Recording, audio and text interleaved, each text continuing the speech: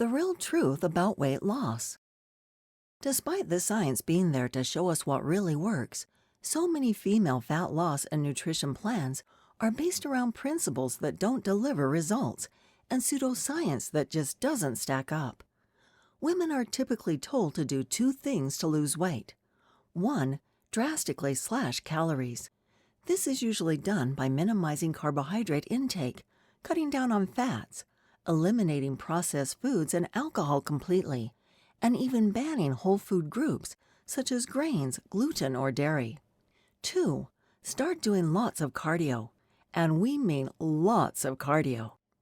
The theory is that cardio burns calories, and so any woman who wants to drop body fat needs to pound the treadmill, take up jogging, dedicate themselves to evenings on the Stairmaster, or spend hour upon hour on an exercise bike. This isn't the case. You'll be amazed how little exercise you need once you're doing the right type of exercise, that is. Before we move on, and I go into how we'll get you to lose fat faster than you ever imagined, as well as doing it safely and sustainably, so you experience no ill health effects and maintain all the progress you make, let's just look at why the above methods don't work. You slashed calories and upped your cardio? Initially, doing this will bring about results. The weight on the scale will definitely go down, and you may even look a little leaner. This is because you've created a calorie deficit. A calorie deficit is where you're burning more calories than you're eating, so in order to survive and to have a supply of energy, your body turns to its stored fat for fuel.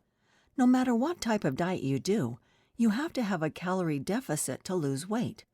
You can eat as healthy or as clean as you like, but if you're eating more calories than you burn, you won't lose an ounce.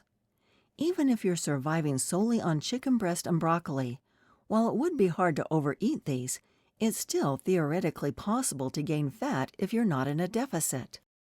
So you've been dieting for a few weeks and seen the scale move down, your clothes feel looser, and you might even have seen some changes in the mirror. But pretty soon, a few things happen. For one, your hunger levels will be through the roof. This is because typical weight loss diets restrict your food intake so much that you're ravenous almost 24/7. Combined with this, you'll also be getting huge cravings. Because you've probably banned most tasty foods, your body's pleasure sensors have gone into overdrive, and you're craving something delicious. Also, it's not just fat you'll be losing. Much of the initial weight you lose when dieting and training like the above isn't body fat at all. If you've gone the low-carb route, then your body's stores of carbohydrate will be significantly lower, which in turn reduces your water weight. Plus, because you're in such an aggressive calorie deficit, your body can only burn fat at a certain rate. And so instead of relying on fat for fuel, it's burning up muscle too. Now you might be wondering why muscle matters if you don't want to be a bodybuilder, but we'll cover that very soon. First, I want to talk a little more about how detrimental the common way of doing things is. So your diet's not going great, but how about the training? Cardio is fine for burning calories, but what you'll notice is that pretty soon, your calorie burn per session starts going down. Even if you try to work harder, you won't be getting the same results, and you have to go longer and longer to get it back up. This is because subconsciously, your body is trying to save energy, so driving your calorie burn down. Unfortunately, while often deemed safer than weights, this isn't true either. Cardio, especially impact activities like running, can create huge stress on your joints and lead to injuries, particularly overuse injuries such as tendonitis. Let me ask you this too. Do you enjoy cardio? I know they talk about runner's high, but apart from that, it's pretty boring, right?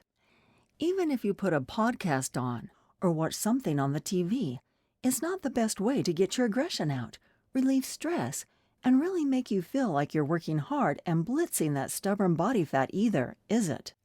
Now, when you combine these long, drawn-out, monotonous cardio sessions with an extreme diet, things really start to go downhill.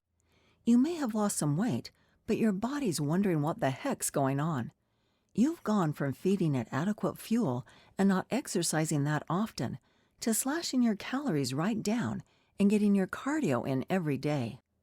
As it starts to burn off muscle mass, you begin to look skinny and drawn out. And while many women say they're not bothered about how they want to lose weight, provided they lose it, trust me, when you start seeing the muscle wastage and the lack of definition that come with the above approach, you'll change your tune pretty fast.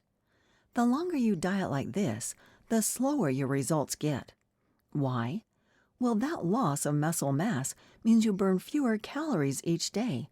And by burning fewer calories, the size of your deficit reduces, meaning weight loss slows. To get around this, you have to eat less than you are at the moment. But remember those cravings?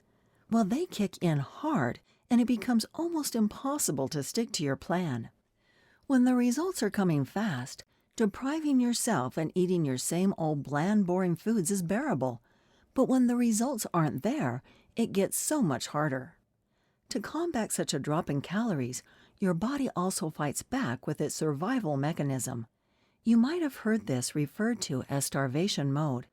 And while starvation mode itself is somewhat of a myth, there's a degree of truth to it, though most people in the nutritional sciences industry refer to it as metabolic adaptation.